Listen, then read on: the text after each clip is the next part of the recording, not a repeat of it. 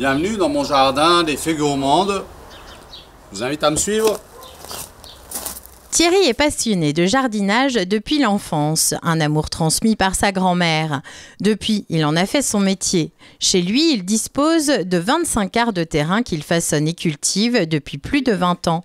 Ce jardin recèle de plantes qui possèdent une particularité commune. Petit à petit, on a planté différentes plantes de différentes variétés.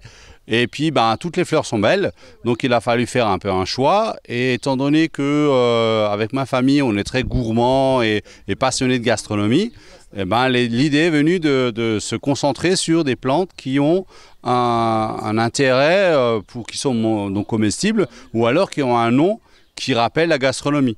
Par exemple, cher citron, cher caramel, par exemple, ou bien des iris chocolat, rosier brownie, enfin, il y a toute une collection possible et imaginable. C'est l'arbre caramel. Tu prends la feuille comme ça, tu as l'impression que ça sent caramel. Alors quand tu passes la tondeuse, tu passes à côté, tu sens le caramel. Et la première fois, mon épouse, elle est passée à côté, elle m'a dit, il y a un problème, la voisine, ça fait déjà 2 jours, elle fait du flan, des trucs comme ça, et ça sent le caramel dans le jardin. Et puis j'ai rigolé, et puis en fin de compte, non, c'est l'arbre. Donc tu vois, ça c'est une plante huître. Là tu prends les feuilles, tu fais un petit bout de pain, du beurre, et là tu fais comme un beurre d'escargot avec tu les fais en tout petit comme ça, tu les ciselles, tu les mets dessus, et ça fait des super toasts. Et cette plante, c'est original, ça sent le Coca-Cola. Son jardin invite aussi à la contemplation, une parenthèse de douceur au fil des saisons. Partout, il y a un banc pour s'asseoir, une chaise ou un petit endroit pour s'arrêter. Et l'idée, si vous n'avez pas envie de travailler, vous vous asseyez sur la chaise et puis on discute, et l'autre peut continuer de travailler. Enfin, voilà. On découvre tous les 15-20 mètres, on découvre une scène en plus.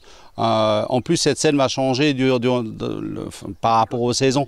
Alors, il y a des saisons, elle est plus ou moins intéressante.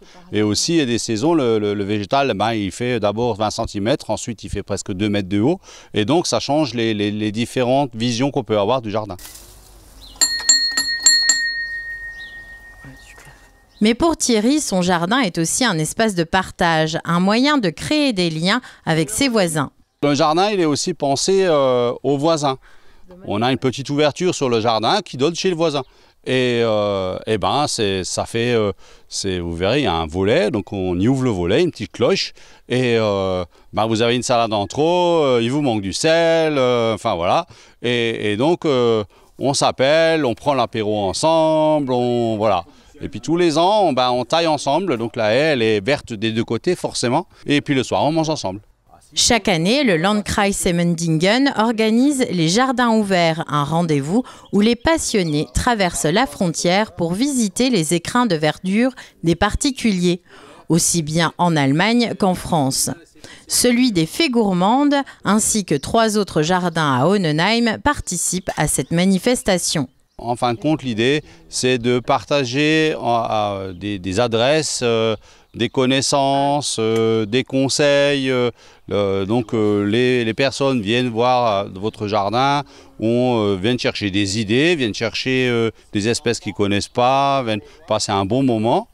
Pour notre passionné, le jardin est un espace d'échange, de contemplation, mais aussi une source inépuisable de passion.